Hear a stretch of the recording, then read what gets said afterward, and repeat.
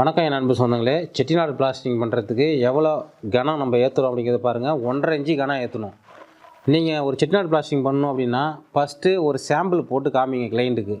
அதுக்கப்புறம் அந்த sample okay ஆச்சுன்னா அதேமாரி நீங்கள் முட்டை பிளாஸ்டிங் பண்ணலாம். நம்ம ஒன்று செய்ய அவங்க ஒன்று எதிர்பார்க்க தப்பாக போயிடும். என் அன்பு சொந்தங்களே, தெளிவாக தெரிஞ்சுக்கிங்க. ஃபஸ்ட்டு செங்கல் இருக்குது, பிரிக் ஒர்க் பண்ணியிருக்கோம். இதுதான் செவுரு.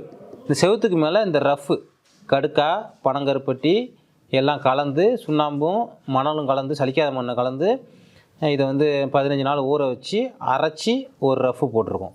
அடுத்தது மீடியம், அதே ரேஷியோ தான் மீடியம், எல்லாம் 1:1 போட்டு மீடியம். அடுத்தது நைஸுனால் மாவு சல்லில் சலித்த நைஸு.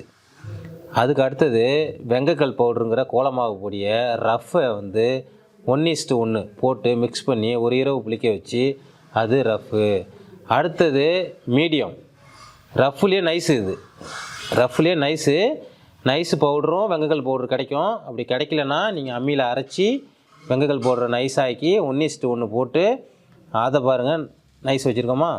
அதுக்கு அடுத்தது செட்டிநாடு பிளாஸ்டிங்கான எக் ஒயிட், சோத்து கத்தாழை, முட்டை, தயிர் தண்ணி, கிளிஞ்சல் சுண்ணாம்பு இதெல்லாம் கலந்து ஒரு இரவு புளிக்க வச்சு மறுநாள் நம்ம வச்சு தேய்ச்சிருக்கோம். இதுக்கு மேலே சோப் ஸ்டோன் பவுடர் போட்டு தேய்ச்சோம்னா உங்களுக்கு ஸ்மூத்தாக இருக்கும்.